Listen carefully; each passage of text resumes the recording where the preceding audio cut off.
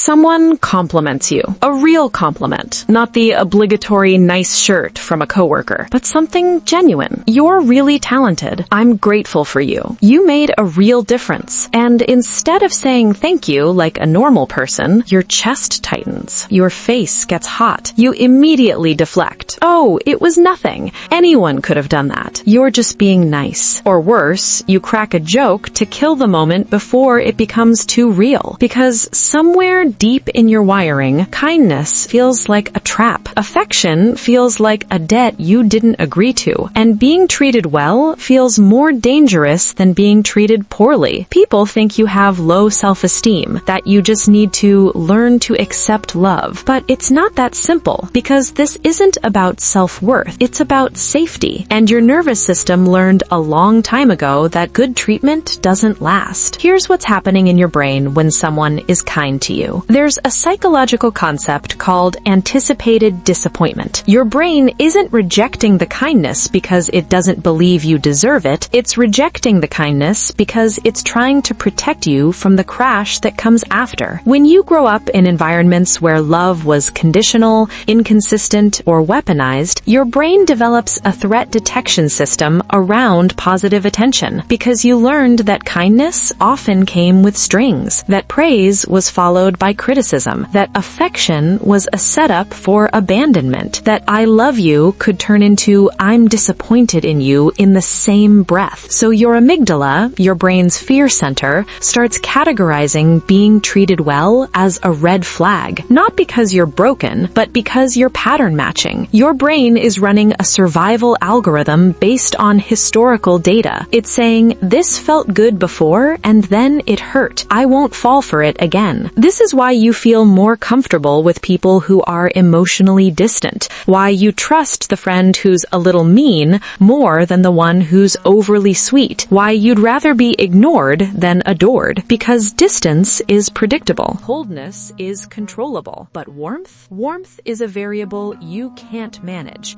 and control is the only thing that's ever kept you safe. Your nervous system isn't malfunctioning. It's doing exactly what it was trained to do. It's just that the danger it's protecting you from doesn't exist anymore. But your body doesn't know that yet. And here's the part no one talks about. This discomfort with being treated well often makes you incredibly kind to others because you know what it's like to be starved for gentleness. So you give it away freely. You're the first person to check in, the one who remembers birthdays, the one who shows up when no one else does. You overgive because you understand the pain of under-receiving. You become the person who anticipates everyone else's needs because no one ever anticipated yours. But when someone tries to give back, you panic because receiving means being vulnerable. It means admitting you have needs, and needs, in your experience, were the thing that made you a burden, the thing that made people leave. So you've learned to need nothing, to expect nothing, to become the person who gives so much that no one ever has to give to you.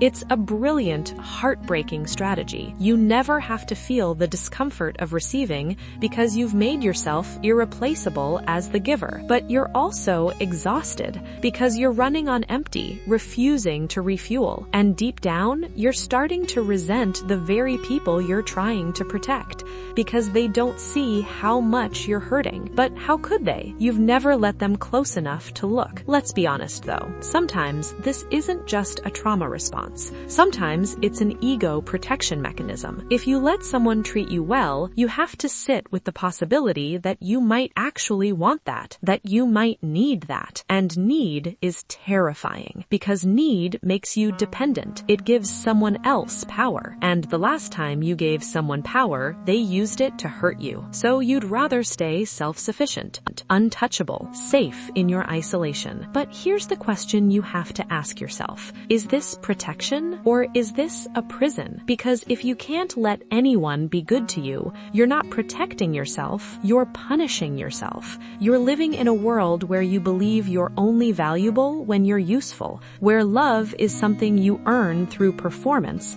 not something you receive because you're human. And that's not safety. That's survival mode disguised as independence. So here's what I want you to sit with. You don't have to to earn kindness. You don't have to perform for affection. You don't have to be enough to deserve gentleness. The fact that you exist is enough. And I know that sentence made you uncomfortable. I know you want to close this tab and pretend you didn't hear it. But stay with me, because the people who feel most uncomfortable when treated well are the ones who've spent their entire lives believing love is something you earn, not something you receive. And you've been earning for so long, you forgot that you were always worthy, even on the days you did nothing, even on the days you failed, even on the days you were too much or not enough. The next time someone is kind to you, try this. Don't deflect. Don't minimize. Just say thank you and let the discomfort exist.